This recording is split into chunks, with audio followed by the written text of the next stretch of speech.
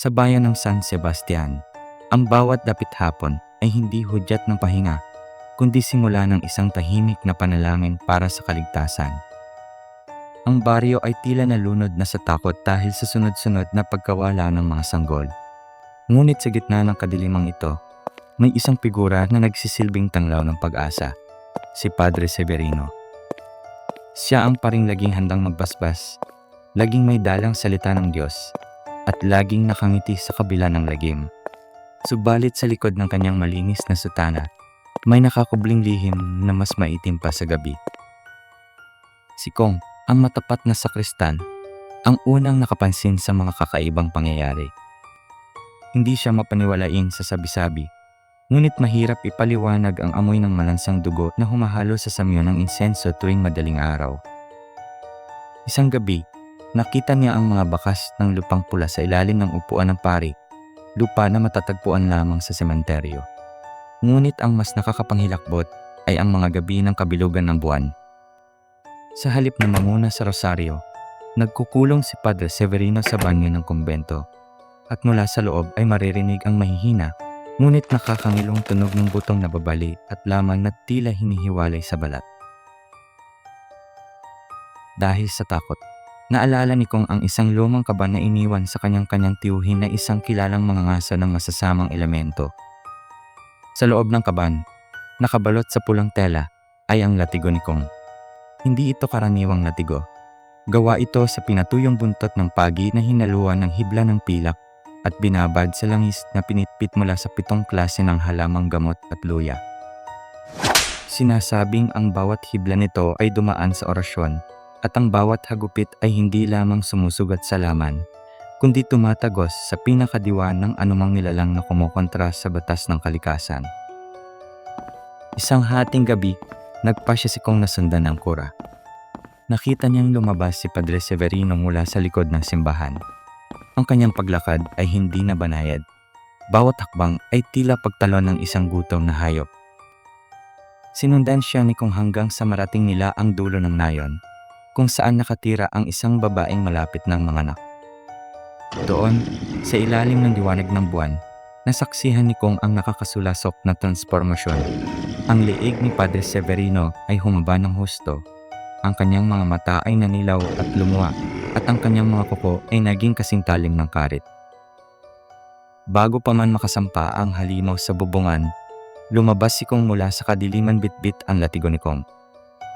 Sa unang pagpitik ng latigo, lumikha ito ng tunog na parang kulob. Lumingon ang aswang na pari. Ang kanyang mukha ay kalahating tao at kalahating hayop. Lapastangan, ungol ng pari. Ang akala mo ba ay matatalo ng isang pirasong lubid ang kapangyarihang ibinigay sa akin ng dilim? Ngunit hindi natinag si Kong. Iwinasiwas niya ang latigo. Tumama ito sa dibdib ng aswang. Sa halip na sugat lamang, bumulwak ang isang asul na apoy. Napasigaw ang pari sa sakit, isang sigaw na hindi nagmumula sa lalamunan, kundi sa kaluluwang sinusunog. Bawat hagupit ni Kong ay may kasamang paniningil para sa mga buhay na kinuha nito. Ang aswang na pari ay nagsimulang manghina, ang kanyang balat ay natutuklap at nagiging abo bago pa man dumampi sa lupa. Nang sumilip ang unang sinag ng araw, wala nang natira sa gitna ng daan, kundi ang mga abo at ang amoy ng asupre. Pagbalik sa kumbento, nahanap ni Kong ang silid ng pari upang linisin ang mga naiwang bakas. Habang itinatabi ang mga gamit ni Padre Severino, napansin niya ang isang maliit na baul na nakatago sa ilalim ng kama. Sa pag-aakalang ito ay naglalaman ng mga ninakaw na gamit, binuksan niya ito. Nanigas ang buong katawan ni Kong sa kanyang nakita. Sa loob ng baul ay walang ginto o pilak. Sa halip, mayroon itong isang listahan ng mga pangalan. Mga pangalan ng lahat ng pari sa buong probinsya. Sa tabi ng bawat pangalan ay may nakasulat na maliit na simbolo ng isang itim na araw. Ngunit hindi iyon ang pinakanakakatakot. Sa pinakailalim ng listahan, may isang litrato. Litrato ito ni Kong noong bata pa siya, at sa likod nito ay may nakasulat na mga salitang tila sariwa pa ang tinta. Hindi namamatay ang sumpa sa isang hagupit lamang. Kong, Ikaw ang susunod na tagapagmana ng aming dambana. Biglang nakaramdam si Kong ng matinding kati sa kanyang batok. Nang tingnan niya ang kanyang refleksyon sa salamin, nakita niya ang maliliit na kaliskis na nagsisimulang tumubo sa kanyang balat, eksaktong sa lugar kung saan siya tinamaan ng talsik ng dugo ng aswang na pari kagabi. Ang latigo ni Kong na hawak niya ay biglang naging mabigat, at sa unang pagkakataon, ang latigo ay hindi naglabas ng banal na liwanag, kundi ng isang madilim at nagniningas na usok. Lumipas ang 3 buwan matapos ang kamatayan ni Padre Severino. Ang katahimikan sa San Sebastian ay tila isang malaking kasinungalingan. Si Kong ay hindi na ang masayahing sakristan na kilala ng lahat. Lagi na siyang nakasuot ng mataas na kwelyo upang itago ang mga kaliskis na ngayon ay gumagapang na mula sa kanyang batok paakyat sa kanyang panga. Ang latigo ni Kong, na dati kumikinang sa kabanalan, ay naging maputla at tila nawala ng buhay, parang isang patay na ahas na nakapulupot sa kanyang bisig. Natuklasan ni Kong na ang dugo ng aswang na pari na tumalsik sa kanya ay hindi lamang basta dumi. Ito ay isang impeksyon sa kaluluwa. Sa tuwing darating ang kabilugan ng buwan, nararamdaman niya ang matinding gutom na hindi kayang busugin ng kanin at ulam.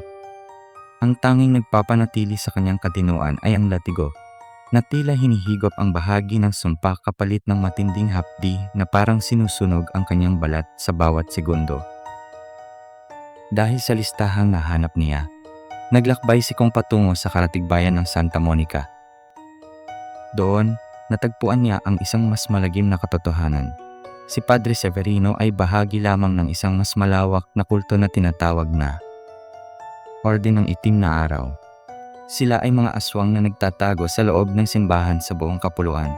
Ginagamit ang kumpisalan upang pumili ng kanilang bibiktimahin at ang altar upang itago ang kanilang mga ritual. Sa loob ng isang abandonadong kapilya sa labas ng bayan, hinarap ni Kong ang bagong kaaway, si Padre Damaso. Isang aswang na mas mabilis at mas matalino kaysa kay Severino. Hindi ito lumalaban ng harapan. Gumagamit ito ng mga bulong, isang itim na mahika na nagpapahina sa loob ng sinumang makarinig nito. Kong, bulong ng halimaw habang nakalutang sa dilim. Bakit mo kami nilalabanan? Nararamdaman mo ang dugong dumadaloy sa iyong mga ugat. Magkapareho na tayo. Ang latigong hawak mo ay hindi na sandata. Sa gitna ng labanan, muntik nang sumuko si Kong. Ang kanyang kanang kamay ay tuluyan ng naging kuko ng aswang. Ngunit sa sandaling iyon, narinig niya ang boses ng kanyang tiyuhin. Kong, ang latigo ay hindi gawa sa pilak lamang, kundi sa sakripisyo. Binuhos ni Kong ang sarili niyang dugo sa latigo ni Kong. Sa halip na itim na usok, ang latigo ay nagliyab sa isang mapulang apoy, isang apoy na hinaluan ng kanyang natitirang pagkatao. Sa isang malakas na hampas, nahati niya ang altar kung saan nagtatago si Damaso. Ang hagupit ay hindi lamang pumatay sa aswang, kundi nagpakawala ng isang enerhiya na pansamantalang nagpabalik sa kanyang balat sa normal. Ngunit alam ni Kong, ang bawat gamit niya sa latigo ay nagpapaikli sa kanyang buhay bilang tao.